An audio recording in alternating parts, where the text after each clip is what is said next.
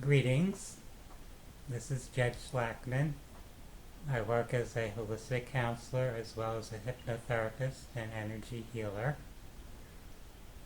I'm also an author, and in this video I'll be reading a selection from my book Past Lives, Spiritual Regression, Limitless Consciousness, and Self-Integration. The section of the book that I'll be reading a portion of is the fourth section, which covers messages from the soul to help transform our lives. So if you are ready for some transformation, I encourage you to listen further. We're up to message number 17. This message says, life is a mirror helping reflect back to us what we carry in our consciousness. As our consciousness shifts, the external reflection will change. This is sometimes a difficult concept to grasp, as we may think that whatever is occurring in our life is happening to us rather than for us. If we can accept that consciousness is the foundation of reality and that the realm of the physical senses and external dramas is there as a feedback mechanism for consciousness, then we may view our experiences differently. If we were to consider life like a film strip, or we could update it to the future technology era and describe it as a holographic projection, then the recording on the strip is what is present in one's consciousness. Via the light streaming from the projector, the images on the strip appear on a screen to be viewed. If you wanted to change what is appearing on the screen, you could try to go up to the screen and paste some other image over the screen, although the projection would still continue and it would appear over what you place on the screen. You would have to change the film reel in the projector if you wish to realistically change what appears on the screen. In our lives, this means we need to change our deepest thoughts, beliefs, feelings, and values if we desire to have things shift in our lives. Number 18, you can create your own happiness rather than expecting others to make you happy. We may have heard that happiness is an inside job. What does this mean? We create our own feelings based upon our own thoughts about ourselves, our lives, and the world around us. Often we find that our emotional state is highly dependent upon external phenomena. We may find joy in the company of certain people, in certain activities, or in certain environmental surroundings. However, we can't always have what we want, and what will happen if those people, places, and things that we have associated with our happiness are not present or not available. That brings an opportunity to realize that we are responsible for continually fostering our own sense of well-being. Life naturally has ups and downs, pleasant experiences and disappointments, etc.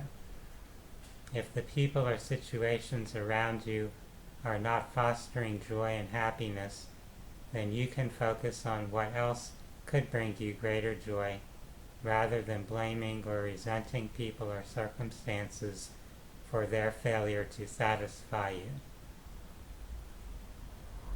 Number 19, lasting peace is something to access within yourself. The more you seek to control everyone and everything outside of yourself, the more peace will elude you. Peace is not something that we can acquire by force. peace arises as we surrender to the current of life and the wisdom of creation. We live in a world where many people expect or believe that they can attain the peace they desire by imposing their will on others. The result of those efforts is often escalating conflict and violence. We don't need others to conform to our wishes in order to access inner peace. We can accept ourselves and accept the world as it arises, moment to moment, fostering an inner peace that is not taken away by the actions of others around us. We often feel more peaceful when we meditate and let go of attachment to our thoughts. The mind naturally does not rest and therefore generates thoughts that pull us away from a state of peace. The mind is constantly judging things and seeking to find ways to control the perceived external reality. As the mind is tamed and attuned to a higher consciousness, there is the opportunity to experience a deeper, lasting peace. Number 20. Life is something to be received as it unfolds. It is not guaranteed to happen in any particular way, so it is wise to accept what is without denying or resisting it. Does life come with an insurance policy, a guarantee that we will have any particular set of circumstances or experiences? In the worldly sense, the answer to this would be no. While we may feel certainty that our spirits are eternal and that we are connected to spiritual resources, we can't be certain of anything in the material realm. People often judge things in life as unfair, forgetting that nothing in life is guaranteed. All the things in life that we may value could be taken from us by circumstances that are beyond our control. Appreciate your loved ones, as there is no guarantee of how long they will be with you. Be grateful for your job or vocation if you have one, as there are many people who lack the opportunity to contribute their skills to society.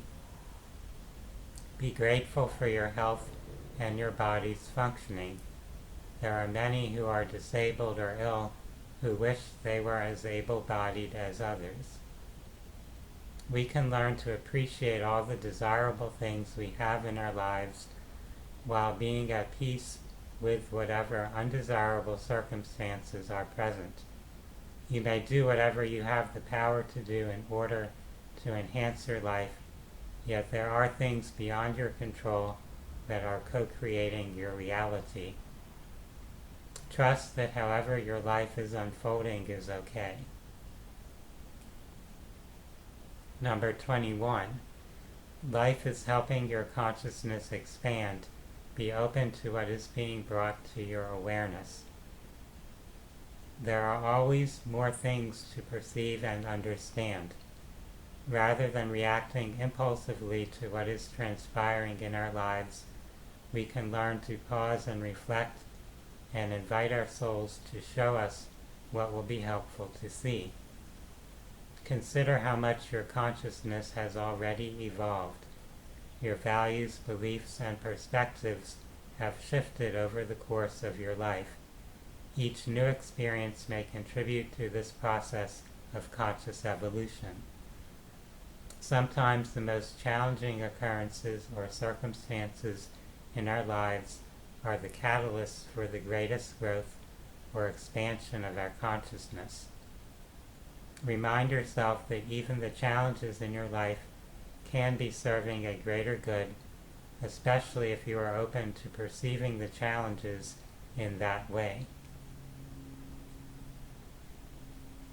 Number 22. When you transition, you carry with you what you have learned and experienced, not your physical possessions and worldly status. When you leave your body, you are just pure light/energy and consciousness. You have no need or use for physical possessions at that point. There is also no benefit for holding on to any worldly status, as the human character is not the true you. You gain from the experience and wisdom that you have gained, which can be applied to further co-creative journeys that your soul may embark upon.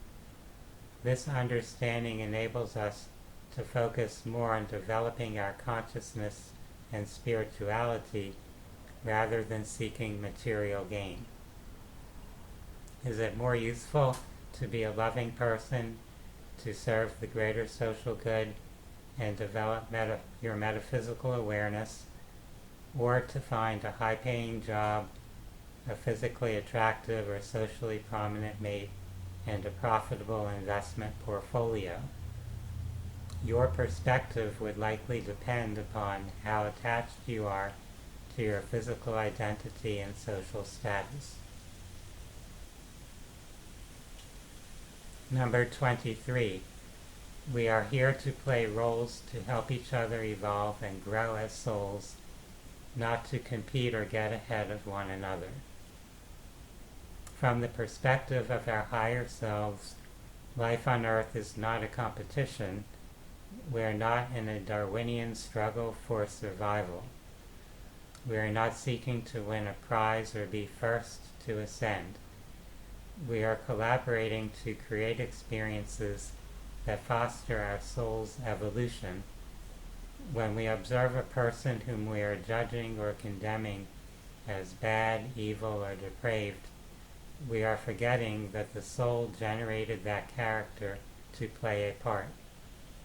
When we observe a person that we may admire or see as saintly, enlightened, or good, remember that this too is just a part being played, and that the souls involved are all expressions of the same divine creative consciousness. Have compassion and understanding for all beings, even those that you may feel inclined to judge or condemn. Number 24. When you condemn and resent another person, it is as though you are rejecting a part of yourself. Instead, remember to forgive yourself and others. Again, we are reminded that we are not truly separate from one another or from the spiritual source. While it is valuable to have discernment, to evaluate the qualities and intentions of those we interact with in the human experience, it is wise to release the tendency to condemn or resent others. While developing wisdom and understanding, we can let go of emotional burdens. While each expression of consciousness is free to venture as much as it desires to into a state of separation and darkness, each of those expressions is still an aspect of the Source and is destined to reintegrate itself back toward the consciousness of unity and harmony. If you happen to have gone astray down a dark path, you would probably hope that others have compassion for you. Try to imagine yourself as God, the source of creation, allowing all of your child selves' spiritual expressions to go on their journeys of exploration of their own creative potential, patiently waiting for them to reach the point where they are ready to reunite. And number 25, the different roles and experiences in life bring opportunities to learn balance. Any positive quality or archetype has a shadow aspect when out of balance, just as negative qualities or archetypes have a positive aspect or potential. In the realm of duality, the challenges and lessons tend to involve mastering balance. We are playing out a variety of archetypal roles in our lives. We may be more masterful in playing some roles than others. This is often due to our having gained skill or mastery through experiences in other incarnations. For example, Wolfgang Amadeus Mozart was a child prodigy musician and composer because his soul had developed musical skills in other incarnations. However, there were other areas of his life where he was not so masterful. This is similar to how things appear for all of us. We have things that we seem to naturally do well, while other areas of life are challenging. It takes many lifetimes to learn and find balance and mastery in the various aspects of life that we are exploring. If you are struggling with an aspect of life where you find yourself functioning poorly or in an imbalanced manner, be easy on yourself, as we all start out as novices and don't instantly display mastery.